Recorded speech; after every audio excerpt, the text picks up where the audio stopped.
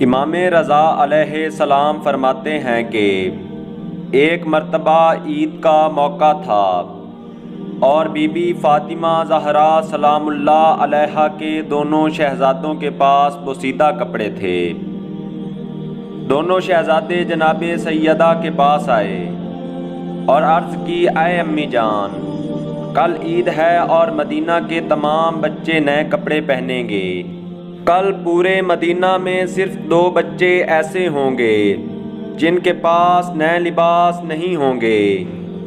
امام علی اور جناب سیدہ سب کچھ اللہ کی راہ میں تقسیم کر دیتے تھے اور اپنے لیے کچھ بھی نہیں رکھتے تھے۔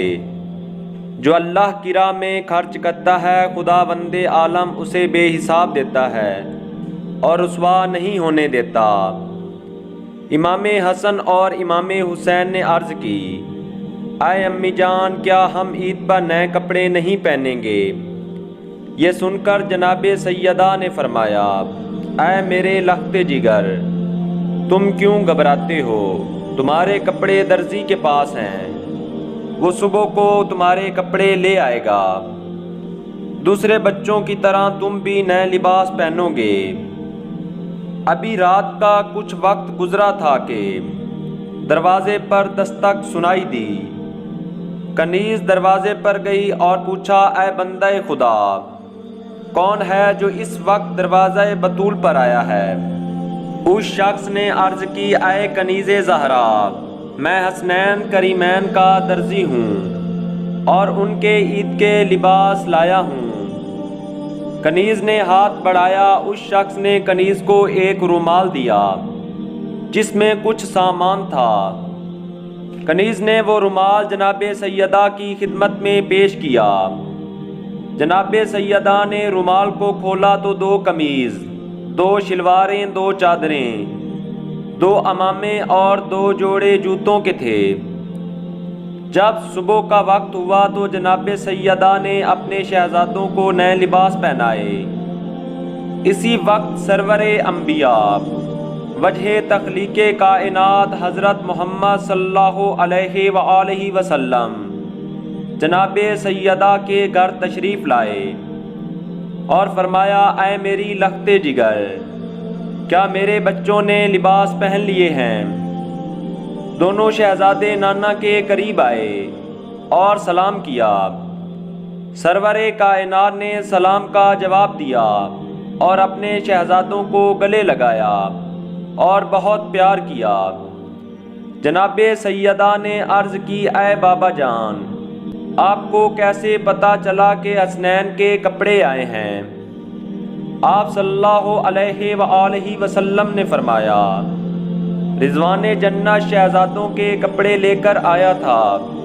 واپسی پر مجھے سلام کیا اور مجھے شہزادوں کے کپڑوں کے متعلق بتایا۔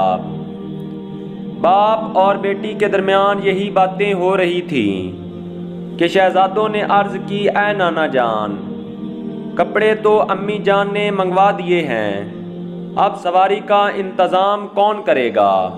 آپ صلی اللہ علیہ وآلہ وسلم نے فرمایا، اے میرے پیارے بچوں، نماز عید کے بعد مسجد میں ہی سواری کا انتظام ہو جائے گا۔ نماز عید کے بعد نبی کونین نے امام حسن کو دائیں کندھے اور امام حسین کو بائیں کندھے پر سوار کیا اور در مسجد سے در بطول تک آئے۔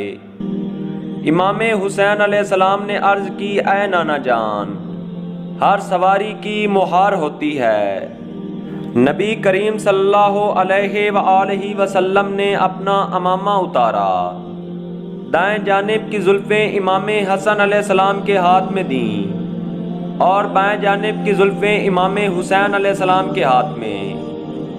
جب جناب سیدہ کو معلوم ہوا کہ میرے دونوں شہزادے اپنے نانا کے دوش نبوت پر سوار ہیں تو بی بی نے امام علی علیہ السلام سے عرض کی، یا علی، کتنا گرم موسم ہے اور شہزادے میرے بابا کے دوش پر سوار ہیں۔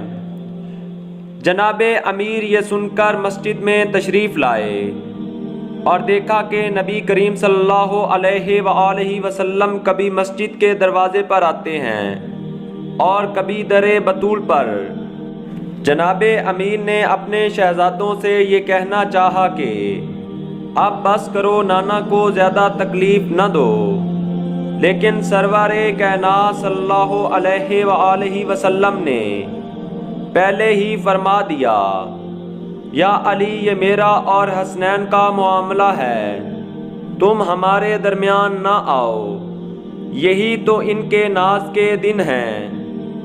لوگ اس منظر کو دیکھ کر سبحان اللہ کہنے لگے۔ ایک صحابی نے کہا، اے حسنین کریمین، تمہاری سواری کتنی عظیم اور شان والی ہے۔ تب رسول خدا صلی اللہ علیہ وآلہ وسلم نے فرمایا، تم یہ نہ دیکھو کہ سواری کتنی پیاری ہے، یہ بھی تو دیکھو کہ سوار کتنے پیارے ہیں۔ اللہم صلی علی محمد وآل محمد وعجل فرجہم۔